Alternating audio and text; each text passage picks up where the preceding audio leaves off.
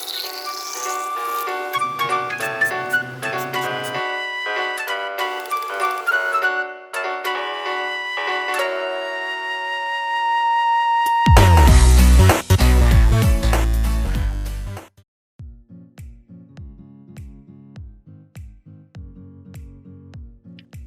my name is Crizel and welcome to my channel. If you're thinking about starting with watercolor painting or if you have just started, I'm sure you have searched for tips for watercolor beginners. I know because I did that too. Now, I'm gonna share 5 tips that worked for me when I was just starting. Don't let your inability to draw hinder you from painting. You really don't need to be excellent in drawing for you to paint. You can simply trace your reference photo to your watercolor paper and you can start painting the image that you like. I know there are a lot of contradicting opinions about this, but here's my take on it. I don't see anything wrong with tracing. I think it's just a tool for you to be able to focus on painting, and sooner or later, it might just help you improve on your drawing. When I started painting, I just wanted to paint, so I used a cheap light box I bought online to help me make the sketching process a lot quicker. Eventually, I found myself enjoying sketching, so I'm no longer using the light box. I get my reference photos from websites like Pixabay, Unsplash, and others that has thousands of beautiful royalty-free images. Buy the best watercolor you can buy within your budget. My first watercolor set was this 21 color watercolor set from Faber-Castell. I'm no longer sure how much it was exactly, but I think it was around 500 pesos, and they came with 2 brushes which I didn't really use. I didn't like them at all because I was getting frustrated because the colors aren't bright enough for me and they're really chalky. So, I made some research and replaced this set with a 24 color White Nights watercolor pan set. I got it online for 2,400 pesos. It's an artist grade watercolor which has the price of student grade paints. The colors are really vibrant and I can see how big the difference is from my old watercolor set. I know I made a big jump from a palette that cost 500 pesos to one that cost 2,400 pesos. I'm not saying that you should buy an expensive palette right away or your upgrade has to be that drastic, okay? There are good watercolor brands out there that you could buy for a cheaper price. Some artists say that you should paint with what you have, but some say that if you are serious about learning or improving on watercolor painting, you should buy the best watercolor paints you can afford within your budget. And I agree with them. Good quality of watercolors really behave and look better than the cheaper ones that are loaded with less pigments and more fillers. So, if you're going to spend on your paints, make sure to buy the best quality of watercolors that you will actually use. You don't want to buy a really expensive brand of paint and then get intimidated by it so you end up not using it. Or not use it because you feel like you're wasting paint on practice paintings. Remember, you don't waste paint by practicing with it. You waste it when you don't use it. Buy the one that will work for you and will help you achieve your painting goals. Use watercolor paper only. There is only one kind of paper you should use for watercolor painting, whether you're a beginner or a professional watercolorist, and that's watercolor paper. I've been painting on different brands of paper, but I use Canson and Fabriano watercolor paper for my daily practice. They are almost the same for me, but I like the Fabriano watercolor paper more. At 65 to 90 pesos per pack, depending on where I buy them, they are the cheapest papers that I use.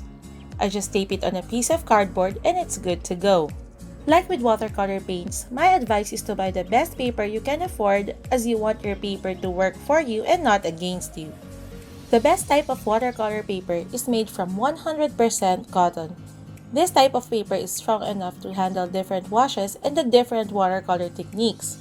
However, this is the most expensive type of watercolor paper. The cheaper type is made using wood pulp or sometimes a combination of cotton and other cellulose fibers. You can still make good paintings and achieve different techniques on these papers, but it just takes more effort. Watercolor papers come in 3 different textures: hot pressed, cold pressed, and rough. Hot pressed paper has a smooth, hard surface. Cold pressed paper is semi-rough. Rough paper has a prominent tooth or a textured surface. Choosing the best texture to work on depends on your preference and painting style. Even for your day-to-day practice, you wouldn't want to use your regular printer paper nor the cheapest watercolor paper out there. It doesn't have to be the most expensive type of paper too. But if you have the budget for it, it could be really great if you could buy 100% cotton paper. Start with affordable synthetic watercolor brushes. Another important supply used in watercolor painting is the brushes. There are many kinds of brushes depending on their material, shape, and size. I don't want to overwhelm you with too much info about these brushes, so I'm just going to keep it short and simple. When I was just starting, I didn't want to spend on expensive brushes that cost more than 1,000 pesos each brush. I started with some watercolor brushes from Winsor & Newton Foundation and Winsor & Newton Cotman. I also bought these set of watercolor flats and round brushes. They are made from synthetic fibers and they're really nice and soft, and I have never experienced shedding or losing its bristles. They aren't the best brushes out there, but I think they're good enough for beginners like me. If you're just starting, I think it's best to buy an affordable set of synthetic watercolor flat and round brushes. From here, you will discover which size you're comfortable with and which type of brush you will spend on in the future. But if you're on a budget, you can start with 2 synthetic brushes, 1 round brush and 1 flat brush. Practice patience and have the patience to practice.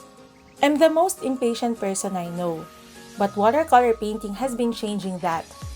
Before I started painting, I was thinking that I could easily paint anything that I like in just one try.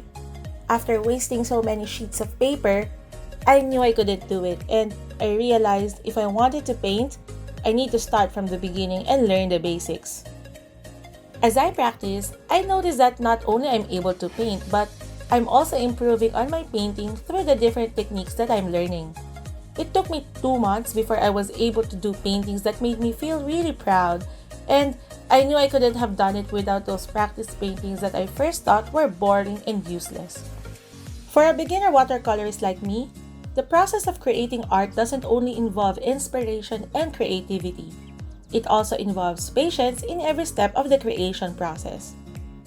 They say watercolor is the hardest medium to learn, but for me, the things that make it complicated are the reasons why I'm interested to learn it and why I enjoy painting with it. For us who are new in watercolor painting, we just have to embrace what we learn and enjoy the whole process. Also, feel confident to share your work and interact with like-minded people. They are usually supportive and will give you advice to further improve your painting. I hope you enjoyed this video and found these 5 tips useful as you start with your own watercolor painting journey. Let me know which of these 5 tips you find the most helpful. Please comment them down below as I would love to exchange ideas with you. I'm really excited as I share with everyone my watercolor painting journey, from different painting videos, product reviews, and more. Please don't forget to subscribe to my channel and click the bell to get notified every time I upload videos. Let's spread the love for watercolor painting and see you again next week. Stay positive and happy painting!